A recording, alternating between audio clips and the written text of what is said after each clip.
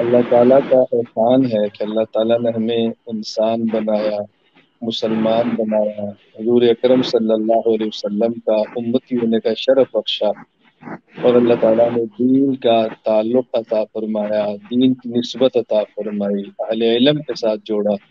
یہ سب اللہ کریم کے احسانات ہیں، اللہ میں اس کی شکر کی توفیق عطا فرمائے۔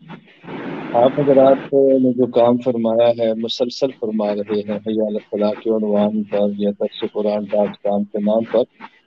سچی بات یہ ہے کہ میں خود تہ دل سے آپ کا شکریہ ادا کرتا ہوں، اور آپ کا احسان ہے کہ آپ نے موقع فراہم کیا مجھے اور سننے اور دیکھنے والوں کو کہ ہم بیٹھ کر دین کی بات کر رہے ہیں اور دین کی بات سن رہے ہیں۔ اللہ تعالیٰ آپ کو، آپ کی پوری ٹیم کو اپنی شان کے مطابق اجر عطا فرمائے، شرور اور فتن آمین سے حفاظت فرمائے، اور آپ کے ان آمین عملوں کو آپ کے لیے، پوری امت کے لیے، آپ کے والدین کے لیے، اساتذہ کے لیے صدقہ جاریہ بنا دے۔ اللہم آمین گزارش یہ ہے کہ نماز کے حوالے سے میں دو باتیں کیا کرتا ہوں ہمیشہ۔ نمبر ایک، ہم نے ایک محنت کرنی ہے کہ امت کے ہر فرد کو نماز پہ لانا ہے، مرد ہو یا عورت۔ دوسری محنت کرنی ہے کہ ان کی نماز کو بچانا ہے۔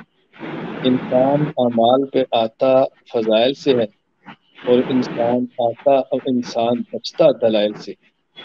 اس لیے فضائل کی محنت سے تو نماز پہ لانا ہے، اور دلائل کی محنت سے پھر ان نماز پڑھنے والوں کی نماز کو بچانا ہے۔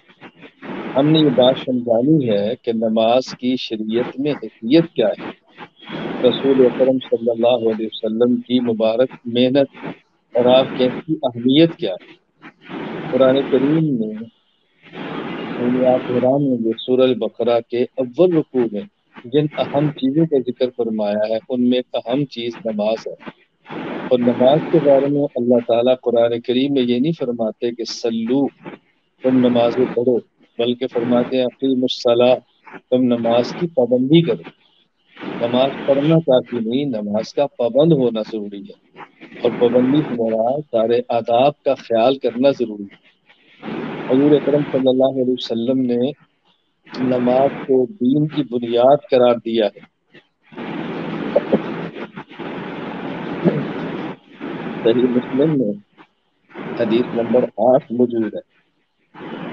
حضرت عبداللہ بن عمر رضی اللہ تعالیٰ عنہ فرماتے ہیں کہ رسول اکرم صلی اللہ علیہ وسلم نے ارشاد فرمایا، بنی الاسلام والا خمس، اسلام کی بنیاد 5 چیزوں پر ہے۔ نمبر 1، شہادت اللہ الہ الا اللہ ان محمد رسول اللہ۔ نمبر 2، اقام الصلاۃ۔ نمبر 3، ایتاء الزکوٰۃ۔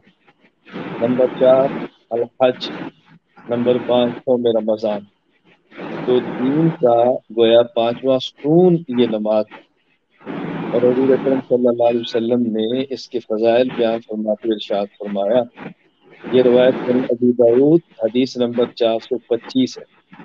حضرت عبادہ بن صامت رضی اللہ عنہ فرماتے ہیں کہ نبی کریم صلی اللہ علیہ وسلم نے فرمایا، خمس صلوات افترضہن اللہ تعالی، 5 نمازیں اللہ تعالیٰ نے فرض فرمائی ہیں۔ من احسن وضوءہن وصلاہن لوقتہن، جو شخص اچھی طرح وضو کرے، آداب کا خیال کرے، پابندی کے ساتھ وقت پہ نماز ادا کرے، وَأَتَمَّ رُكُوعَهُنَّ وَخُشُوعَهُنَّ، عاجزی کا، تواضع کا خاص خیال کرے، كَانَ لَهُ عَلَى اللَّهِ عَهْدٌ أَن يَغْفِرَ لَهُ، اللہ تعالیٰ کے بندے کی مغفرت اپنے ذمے لے لیتے۔ وَمَن لَّمْ يَفْعَلْ فَلَيْسَ لَهُ عَلَى اللَّهِ عَهْدٌ إِن شَاءَ غَفَرَ لَهُ وَإِن شَاءَ عَذَّبَهُ، اور اگر کوئی شخص نماز کا اہتمام نہیں کرتا، اللہ تعالیٰ چاہے تو اپنے کرم سے معاف فرما دے، چاہے تو قانون عدل کے اس کو سزا دے دے۔ تو اہم بات یہ ہے کہ ہم حضرات اور خواتین کو یہ بتائیں کہ نماز کی شریعت میں اہمیت کیا ہے، کہ جب نماز پر آ جائیں تو پھر دلائل کے ساتھ ان کی نماز کو بچایا جائے۔ شیطان پہلی محنت یہ کرتا ہے کہ کوئی شخص نیک عمل نہ کرے، دوسری محنت کرتا ہے کہ نیک عمل کرے تو پھر اس کا نیک عمل قبول نہ ہو۔ جہاں تک تعلق ہے نیک عمل کرنے کا، اس کے لیے تو بنیادی چیز ہے ہمت۔ فضائل دیں، ترغیب دیں، لوگ اندر ہمت پیدا کریں تاکہ وہ نماز پڑھیں۔ ہمارے اور آپ کے پروگرام کا نام حی علی الصلاح ہے. اگر اسی پر غور کر لیا جائے تو دیکھیں، حکم ہے کہ جب مؤذن اذان دے تو آپ اس کی اذان کا جواب دیں. اور جواب کیسے دینا ہے؟ وہ اللہ اکبر کہے تو آپ بھی اللہ اکبر کہو. واشہد ان لا الہ الا اللہ کہے، آپ اشہد ان لا الہ الا اللہ کہو. وہ اشہد ان محمد رسول اللہ کہے، آپ اشہد ان محمد رسول اللہ کہو. وہ جب حی علی الصلاح کہے تو پھر حی علی الصلاح نہیں کہو، پھر لا حول ولا قوت الا باللہ کہو.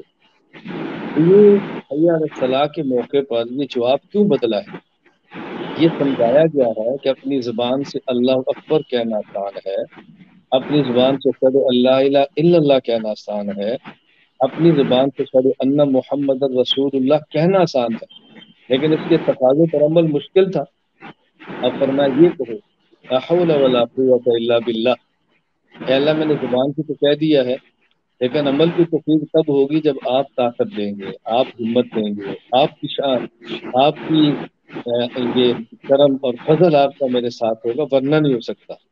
تو نماز پر آنے کے لیے بنیادی طور پہ دو چیزیں ہیں، اور یہ میں بڑے وثوق کے ساتھ کہتا ہوں. نمبر ایک ہمت، نمبر دو اذان کا جواب سمجھ کر جیسے دینا چاہیے.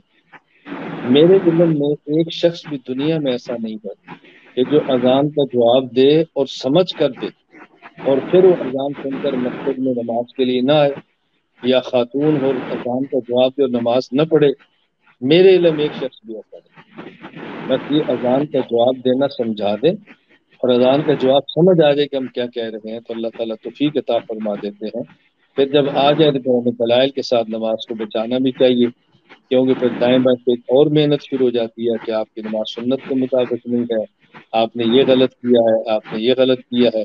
پھر ہمیں دلائل کے ساتھ سمجھانا چاہیے کہ ہماری نماز الحمدللہ سنت کے مطابق ہے.